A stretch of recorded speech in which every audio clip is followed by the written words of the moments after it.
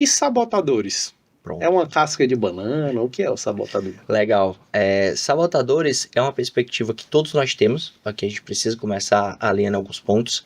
Todos nós temos. Se você teve infância, você tem padrões comportamentais aprendidos e internalizados que foram úteis na sua infância para te proteger de elementos negativos, frustração, decepção, que te foram muito intensos na infância e por uma baixa capacidade emocional você não tinha recursos para lidar com esses sentimentos negativos, o teu cérebro montou uma estrutura de proteção. Então ele é mais como uma carapaça, uma gaiola, do que uma casca de banana, que vai proteger o teu ser emocional de evitar situações que outrora te prejudicaram muito na infância. Só que a gente cresce, amadurece, e a gente tem que assumir responsabilidades e saber lidar com essas situações negativas. E aí o padrão já está aprendido. Então, a gente tem um conceito da neurociência que é o conceito de engrama, que são conexões neurais que foram reforçadas juntas. Quando elas são reforçadas juntas de forma consistente, elas formam como se fosse um nó. E aí, toda vida que eu ativo um, o outro por consequência é ativado. Então, se tu sofreu algum tipo de repreensão ou situação muito negativa por se posicionar, por falar em público, toda vez que tu vai falar em público, tu sente aquela energia negativa e tu começa a gaguejar, fica muito nervoso, consegue se posicionar. E assim, para relacionamentos, para vendas, para um monte de coisa, finanças, dinheiro. Então, se você reforçou muito que dinheiro é ruim, toda vida que você vai ter contato com dinheiro, aquilo neurologicamente falando, é reforçado uma perspectiva ruim, certo?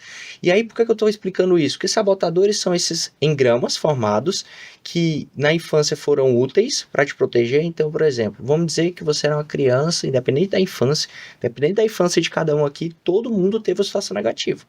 Uns mais, outros menos, mas cada um com a Alguns sua. mais traumáticos, né? Outros menos, uns estiveram na escola, outros em casa, não importa. Todo mundo teve a sua dificuldade na infância. E frente a uma situação de dificuldade, aquela pessoa aprendeu a, por exemplo, ser controladora.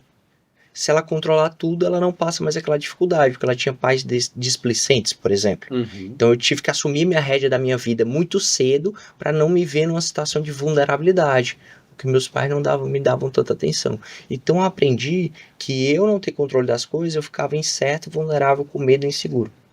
Então eu me torno um adulto controlador, porque eu me tornei uma criança controladora, pelo um trauma de infância, que pode ser coisas banais. Os pais podiam trabalhar muito para sustentar ele, e não necessariamente abandonaram. E aquilo foi uma defesa aprendida pelo aquele sentimento de insegurança que ele viveu na infância. Um exemplo bem comum aqui, até mesmo na sociedade que a gente vive. E esse padrão controlador, ele vai levar para a vida dos negócios. Então é aquele empresário que não consegue delegar atividades com facilidade, de que tudo tem que passar pela mão dele, todo orçamento passa pela mão dele, toda revisão de conta passa pela mão dele, porque se ele soltar um pouquinho, ele acha que tudo vai dar errado. Ele vê um risco na vida dele, no negócio dele que ele construiu, essa falta de descontrole. Isso é um padrão controlador. Existem 9 padrões. Toda a nossa audiência tem. Eu e você temos. A Lia que está aqui nos ajudando tem. Steve Jobs tem. Madre Teresa de Calcutá tem. Todo mundo tem. A grande diferença é qual é o padrão que mais prejudica cada um, que o seu padrão é diferente do meu, e a gente vai conversar um pouco mais sobre isso depois, e que eu reconheço ou não o meu padrão. Então esse padrão está como uma gaiola que está te limitando e evitando que você faça uma autogestão, que você tome as decisões por conta própria e faça o que é necessário para você chegar lá, porque o teu padrão está limitando essa capacidade de autogestão. Está boicotando as tuas decisões e fazendo você ficar preso numa zona de estagnação, famosa zona de conforto. E saber da existência dos sabotadores e quais são os meus piores e buscar melhorar esses pontos já é um princípio de autogestão. Cara, e é um dos princípios que mais gera resultado na vida dos meus clientes nos últimos 5 anos. Reconhecer o padrão interno mental que te trava, que te limita, e ter uma estratégia eficiente para superar esse padrão é transformador do ponto de vista de resultado positivo na vida das pessoas, dos empresários que eu atendo. A gente está definindo se sabotador ele é uma nomenclatura que já traz ali um teor negativo, né? Perfeito. Quem é e você mencionou aqui que ele nasceu ali de situações da infância. Mas quem é o contraponto do sabotador? O que é que na infância foi bom? Qual é o nome dessa coisa que é o contrário do sabotador? Autoconhecimento e discernimento. Então, Em vez de eu simplesmente criar uma armadilha ou uma estratégia de proteção que vai ser ativada automaticamente, é eu conseguir fazer autoconsciência, que é a inteligência de me perceber, e ter autogestão para lidar com aquilo de forma personalizada. Então, o contrário de um processo de autossabotagem é de discernimento, que é através do autoconhecimento. Então, para você entender, vamos colocar aqui uma cadeia, uma escala de autodesenvolvimento comportamental, e isso vai ficar muito claro. Qualquer elemento, não importa a área, eu preciso de conhecimento. É o básico. Não dá para eu desenvolver nada sem conhecer. Sim. Certo? Então eu preciso de conhecimento. Alguns mais, outros menos. A partir desse conhecimento, eu preciso de um elemento importantíssimo que é a autorresponsabilidade. Então, quando eu assumo a autorresponsabilidade, que é esse papel de protagonista da minha vida, eu consigo aplicar esse conhecimento de forma assertiva e intencional, que foi uma palavra que você usou muito bem. Então, isso aqui é o contraponto da autossabotagem. Conhecimento, depois a autorresponsabilidade. Mas depois eu preciso evoluir para um nível que é de autoconhecimento.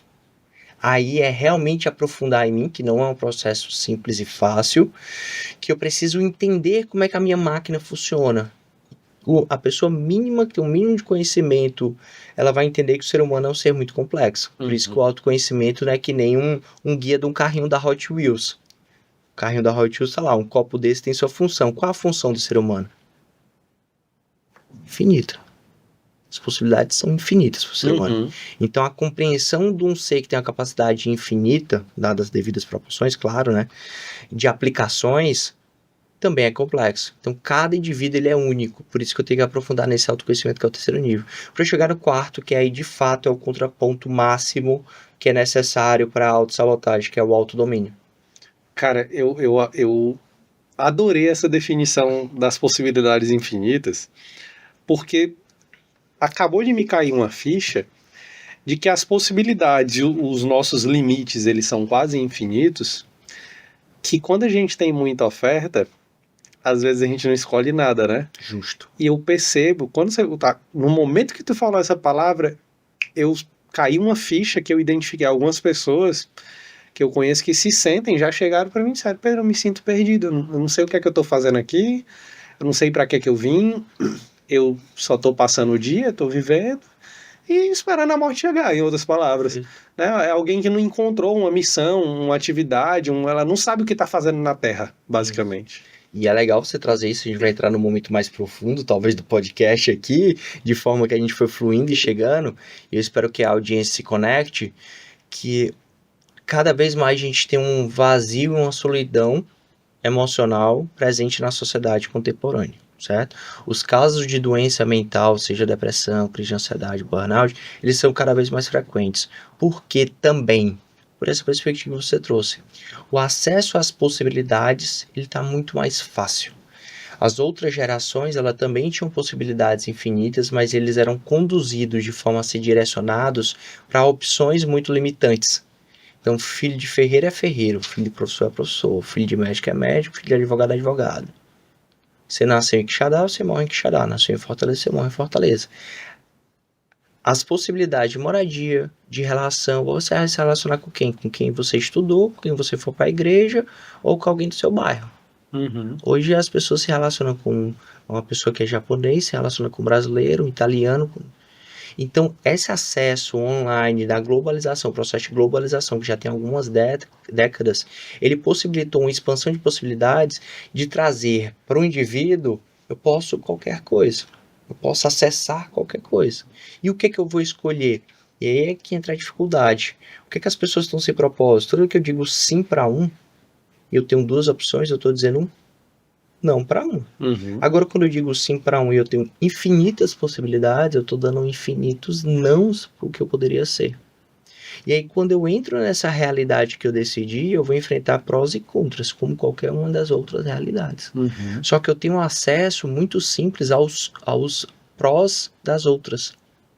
Então, eu fico comparando os meus prós e contras da minha realidade contra os prós de infinitas outras. Eu tenho infinitos prós online, rede social, ouvir falar, YouTube, revista, etc. E vivo um pró e contra de uma única escolha. Então isso traz uma bagagem emocional muito negativa. de eu tô abrindo mão de viver tudo aquilo para viver isso aqui, tão pequenininho.